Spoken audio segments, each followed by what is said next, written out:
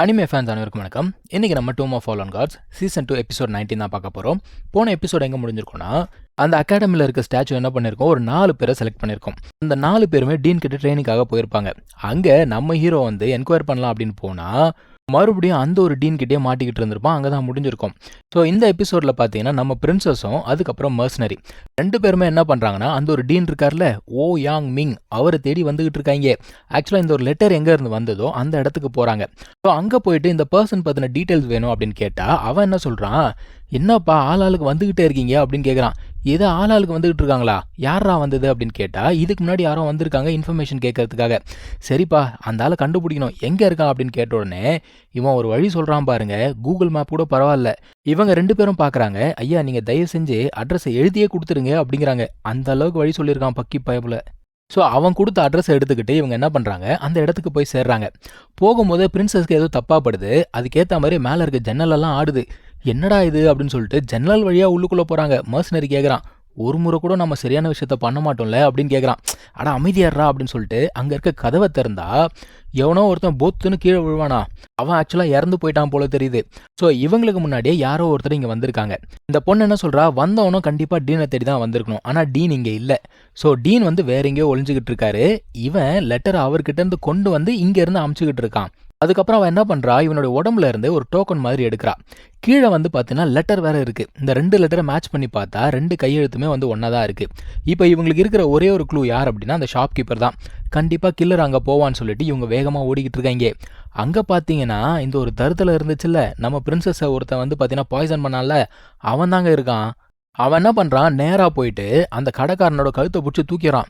எங்கடா அந்த கிழவன் அப்படின்னு கேட்குறான். எந்த கிழவன்டா அப்படின்னு கேட்டால், ஓயாங் மிங் எங்கடா, நீ தான் ஒழிச்சு வச்சிருக்கியா அப்படிங்கிறான். எடேய் நான் தான் உனக்கு அட்ரஸை கொடுத்துட்டேனே, எனக்கு வேறு எதுவும் தெரியாது அப்படின்னு சொல்லிட்டு இந்த ஆள் சொன்னால் கூட அவன் விடுற மாதிரி தெரியலங்க. அவன் 1ஆம் நம்பர் முட்டாளாக இருப்பான் போல தெரியுது. இவனை போட்டு சரியான அடி அடிச்சுட்டு, உனக்கு தான் ஒன்றும் தெரிலல்ல, போதும் நீ செத்து போ அப்படிங்கிறான். கரெக்டாக அந்த ஒரு சமயத்தில் நம்ம பிரின்சஸோட என்ட்ரி. இவனை பார்த்த உடனே கண்ணாமுன்னான்னு திட்ட ஆரம்பிக்கிறா. அப்புறம் கேட்குறா, ஏண்டா நீ வந்து ஷியன்யூ அகாடமியை சேர்ந்தவன், நீ எதுக்கு எங்கள் டீனை தேடிக்கிட்டு இருக்க அப்படின்னு சொல்லிட்டு கேட்குறா. ஆனால் அவன் அதெல்லாம் சொல்லுவானா என்ன. அவன் என்ன கேட்குறான், நீ அன்றைக்கி சாகலையா, இன்னும் உயிரோட தான் இருக்கியா அப்படிங்கிறான். இப்போ இவங்களோட பேச்சுவார்த்தை அப்படிங்கிறது கைகலப்பாக மாறுது. சண்டை அப்படிங்கிறது ஆரம்பிக்குது. நம்ம மர்சனரி சும்மா சொல்லக்கூடாதுங்க, ஓரளவுக்கு ஸ்ட்ராங் ஆகிட்டா, நல்லாவே எதிர்த்தடிக்க ஆரம்பிக்கிறான். இந்த பிரின்சஸ்மே என்ன பண்ணுறா, அவன்கிட்ட போய் சண்டை போட ஆரம்பிக்கிறா. ஆனால் அவன் என்ன பண்ணுறான்னா ஒரு பாய்சன் அட்டாக் அப்படிங்கிறத பண்ணுறான். அது வந்து ஷாப்கீப்பர் மேலே பட்டுடுது. இப்போ நம்ம பிரின்சஸ் மறுபடியும் கேட்குறா, ஏண்டா நீ வந்து அந்த மெசஞ்சரை கொன்னுட்ட, நீ மெசஞ்சரை மட்டும் கொல்லலடா, ஒரு இன்னசென்ட் பர்சனை சாகடிச்சிருக்க, உண்மையை சொல்லு, எதுக்காக என் டீனை நீ தேடிக்கிட்டு இருக்க அப்படின்னு சொல்லிட்டு கேட்குறா.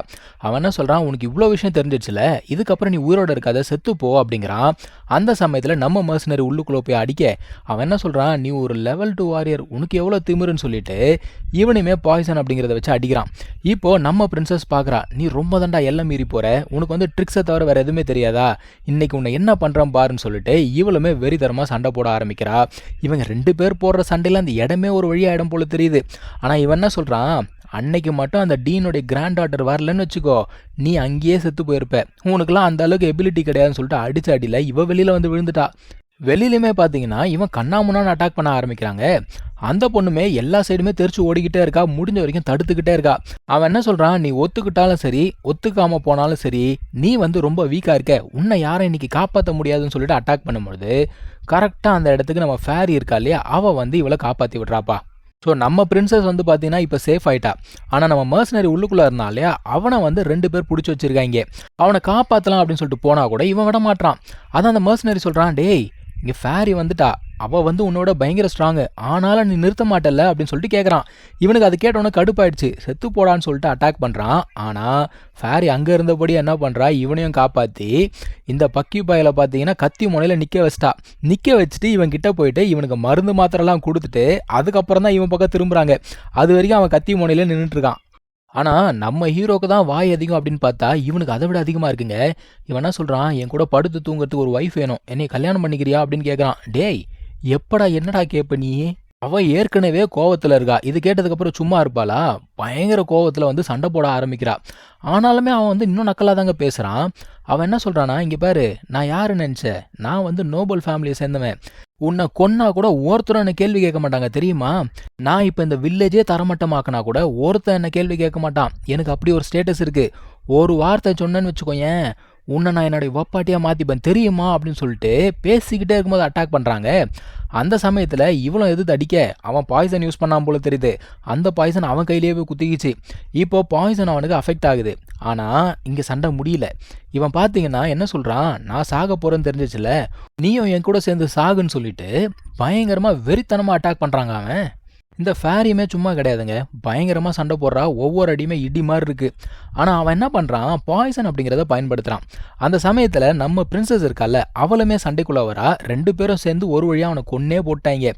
இவன் செத்ததுக்கப்புறம் அந்த ஊர் மக்கள்லாம் இருக்காங்கல்ல, அவங்களாம் வந்து இவங்களை பாராட்ட வேற செய்கிறாங்க. இப்போ இவங்க திரும்ப அகாடமிக்கு வந்துட்டாங்க. வந்து எல்லாம் சோகமாக உட்காந்துக்கிட்டு இருக்காங்க. இப்போது சென்னான் வரான். இவ போய் கேட்குறா, டேய் எவ்வளோ லேட்டாடா வருவே அப்படின்னு சொல்லிட்டு கேட்குறா.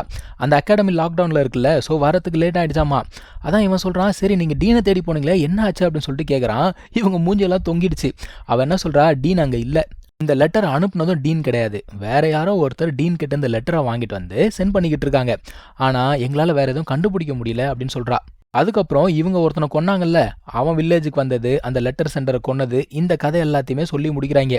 இப்போ இவங்களுக்கு கேள்வி என்னன்னா, அவன் எப்படி வில்லேஜை கண்டுபிடிச்சான்? இதுதான் வந்து இவங்களுக்கு இருக்க ஒரே கேள்வி. ஆனால் ஃபேர் என்ன சொல்கிறா, எப்படி பார்த்தாலும் டீன் இன்னும் உயிரோட தான் இருக்கார்.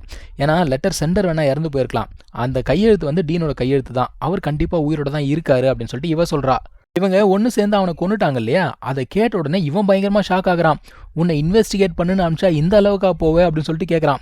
அவன் என்ன சொல்கிறான், நான் கொலை பண்ணல, ஃபேரி தான் கொலை பண்ணா, எங்களை காப்பாற்றணும் அப்படிங்கிறதுக்காக தான் கொலை பண்ணா, வேற எதுவும் கிடையாது அப்படிங்கிற மாதிரி சொல்கிறா. சரி ஓகே, என்ன பண்ண முடியும் பார்ப்போம் அப்படின்னு சொல்லிட்டு யோசிக்கும் பொழுது அவன் மேலே இருந்து ஒரு டோக்கன் எடுத்தாங்களே, அந்த டோக்கனை இவன் கையில் கொடுக்குறாங்க. இவன் அதை பார்க்குறான், இதை நான் பார்த்துருக்கேனே அப்படிங்கிறான். அந்த ஒரு டீனுடைய வீட்டுக்கு போனால, அப்போது 2-3 ஸ்டூடெண்ட்ஸ் அங்கே சுற்றிட்டு இருந்திருப்பாங்க. அவங்க இடுப்பில் இந்த டோக்கனை இவன் பார்த்துருக்கான். ஸோ இதெல்லாம் கணக்கு போட்டு பார்க்கும்போது இவங்களுக்கு ஒன்று மட்டும் நல்லா புரியுது. அந்த ஒரு டீன் வந்து உலக பயணம்லாம் எங்கேயும் போகல, மனுஷனை இங்கே தான் வந்து எங்கேயோ அடைச்சி வச்சுருக்காங்க. ஆனால் எங்கே அப்படிங்கிறது தான் தெரியல. அதே சமயத்தில் அந்த ஷியனு அகாடமி இருக்காங்களே, அவங்களும் உள்ளுக்குள்ளே வந்துக்கிட்டு இருக்காங்க. ஒருத்தனை கொன்னாங்க இல்லையா, அவனுடைய பிரதர் வந்துக்கிட்டு இருக்கான். இவனுடைய கணிப்புப்படி இவங்களுமே அந்த ஒரு புத்தகத்துக்காக தான் வந்திருக்காங்க. இந்த புத்தகத்தை எடுக்கணும் அப்படின்னா 3 பேரால முடியும். யாருன்னா அந்த 3 டீன். அதில் ஒருத்தரை வந்து இவங்க அடைச்சி வச்சிருக்காங்க, இன்னொருத்தன் ஈவில் ஆர்ட்ஸ் ப்ராக்டிஸ் பண்ணிக்கிட்டு இருக்கான், 3வது நம்ம டீன் தான் இருக்கிறாரு. இப்போ நம்ம டீனை வந்து டீல் பண்ணணும் அப்படின்னா கண்டிப்பாக வெளியில் இருக்கக்கூடிய ஆட்களை வச்சு தான் டீல் பண்ண முடியும். இப்போ இவங்களுக்கு ஒரே ஒரு கேள்வி தான், நமக்கு முன்னாடி அவங்க வில்லேஜுக்கு போயிட்டு அந்த லெட்டர் சென்டரை கொண்டு இருக்காங்க அப்படின்னா அப்போ நம்மளுடைய ஒவ்வொரு மூவையும் அவங்க வாட்ச் பண்ணிக்கிட்டு இருக்காங்க, என்ன பண்ணுறது அப்படின்னு யோசிக்கும் போது நெக்ஸ்ட் டே வந்து மேட்ச் இருக்குது. கண்டிப்பாக அந்த மேட்ச் அப்போ இந்த டீன் வந்து இங்கே தான் இருப்பான். அந்த சமயத்தை பயன்படுத்தி நான் அவன் வீட்டுக்குள்ளே போய் என்கொயர் பண்ணுறேன் அப்படிங்கிறான். இப்போது இவன் வந்து பார்த்தீங்கன்னா ஒன் ஆஃப் த ஃபைட்டர். இவன் அங்கே போயிட்டானா சந்தேகம் வரும்ல. ஆனால் ஃபேரி என்ன பண்ணுறான்னா, இவனை மாதிரியே ஒரு க்ளோனை கிரியேட் பண்ணுறான். நான் வந்து இந்த க்ளோனை யூஸ் பண்ணி சமாளிச்சுக்கிறேன், நீ எவ்வளோ சீக்கிரம் முடியுமோ அவ்வளோ சீக்கிரம் முடிச்சுட்டு வந்துரு அப்படிங்கிறா. இவங்க பேசிக்கிட்டே இருக்கும்போது ஒரு பறவைங்க இவங்களை வந்து பயங்கரமாக அட்டாக் பண்ணுது. என்னடா சம்மந்தமே இல்லாமல் ஒரு பறவை அட்டாக் பண்ணுதுன்னு சொல்லிட்டு இவங்களுமே எதிர்த்து அடிக்கிறாங்க. அப்போது ஒரு கட்டத்தில் அந்த பறவையை டிஃபீட் பண்ணிடுறாங்க வச்சுக்கோங்க.